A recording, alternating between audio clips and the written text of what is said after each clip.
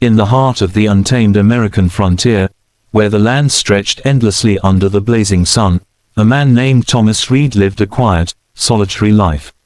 He was a farmer, a veteran of the Civil War, and a man who wanted nothing more than peace. His home was a small wooden cabin near the edge of the Texas plains, a place where the wind whispered secrets of the past, and danger was never far away. The Comanche roamed these lands, proud, fierce, and protective of their people.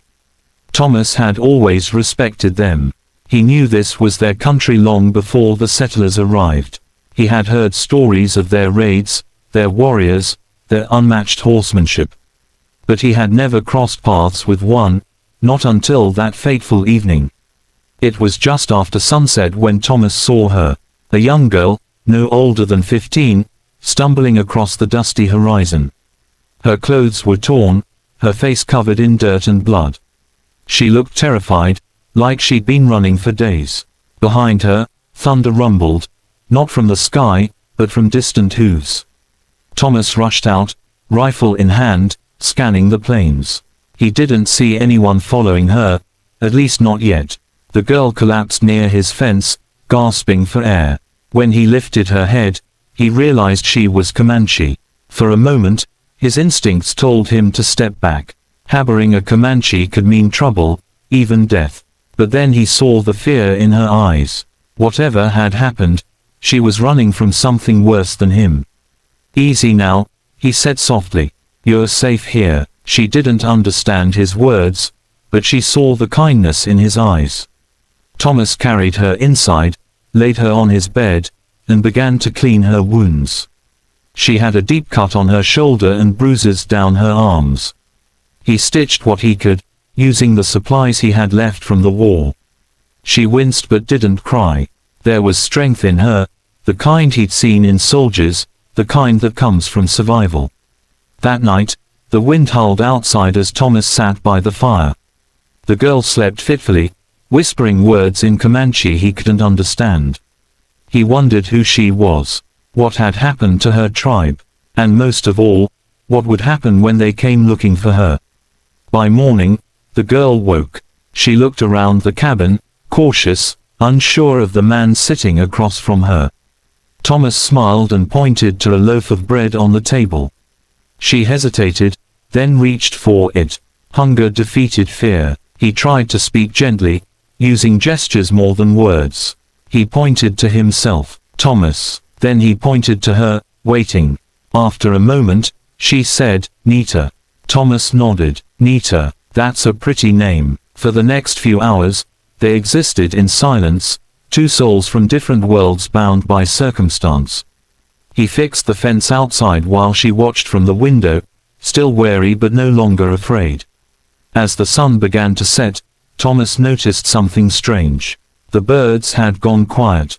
The air grew heavy. Then he heard it, faint at first, then louder. Hooves, many of them. The ground trembled. He turned toward the horizon and froze. A long line of riders appeared from the west, moving like a wave of fury. 70 Comanche warriors, their faces painted for war, their horses adorned with feathers and leather. At the front rode a tall man with a spear in one hand and fire in his eyes.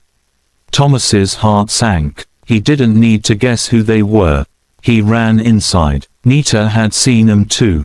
She ran to the window, then back to him, speaking quickly in her language.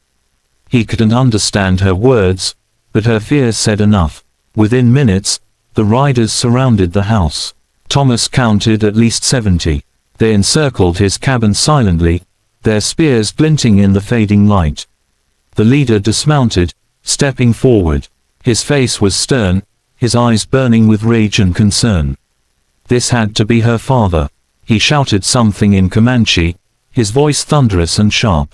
Nita replied from inside, tears streaming down her face. Thomas could feel the tension, a fragile thread that could snap any second. The warrior called again, this time pointing his spear at the house. Thomas raised his hands and slowly stepped outside. The air was thick with danger. Every warrior aimed a weapon at him. Thomas spoke carefully. "I mean no harm. She was hurt. I just helped her." Of course, they didn't understand. To them, he was a white man who had taken one of their own. The leader shouted again, and the warriors tightened their circle. Nita suddenly ran out of the cabin, past Thomas, and toward the warrior. She fell to her knees before him, speaking rapidly, gesturing toward Thomas, her eyes pleading. The man's expression shifted, his rage softened, replaced by something else, confusion, maybe even gratitude. He dismounted and knelt beside her, checking her wound. Then he looked up at Thomas. Their eyes met, two men, two enemies, standing on the edge of history. For a long moment, silence ruled. Finally, the warrior stood. He raised his hand, signaling the others to lower their weapons. Then, in broken English, he said, "You help my daughter." Thomas nodded. "Yes, she was hurt. I didn't know who she was. I just wanted to help." The man studied him for a while, then spoke again. "Many men would leave her. You, not many." Thomas swallowed hard. "She's just a child. I couldn't leave her." The warrior nodded slowly. "I am Chief 10 Bears. You have heart." He turned to his warriors and barked an order. They sheathed their weapons, though their eyes still watched Thomas with suspicion. Nita turned to Thomas, her eyes shining with relief. "Thank you," she whispered in English, surprising him. "My father, he know now." Chief 10 Bears approached Thomas and extended his hand. The gesture was cautious but sincere. Thomas took it, and in that single handshake, a bridge was built between two worlds long divided by blood. That night, the Comanche camped near his home. The tension had eased, but the air was still heavy with unspoken words. Thomas sat by the fire with the chief as they shared simple food and long silence. Through gestures and Nita's translations, they spoke of many things: the land, the wars, the loss on both sides. 10 Bears told him that Nita had been captured by a group of renegade traders who attacked their camp. She escaped, wounded, and ran for 2 days before finding Thomas's house. He said that when they tracked her trail and found the cabin, they thought he had taken her. But now, seeing her alive and safe, they knew the truth. Thomas looked at the chief and said, "Your people and mine, we've both lost too much. Maybe it's time we stop fighting."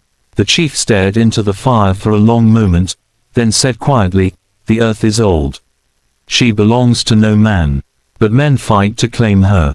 Maybe someday, that will change." At dawn, the Comanche prepared to leave.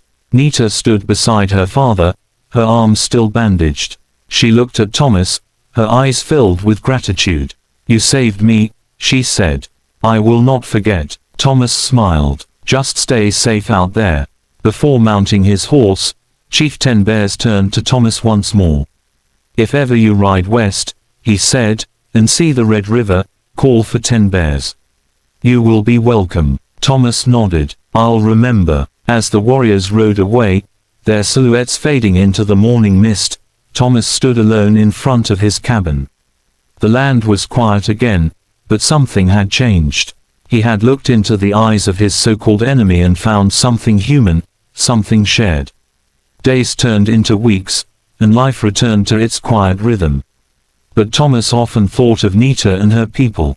Sometimes, when the wind blew from the west, he imagined hearing the faint echo of drums, the laughter of a tribe that once saw him as an enemy but now remembered him as a friend.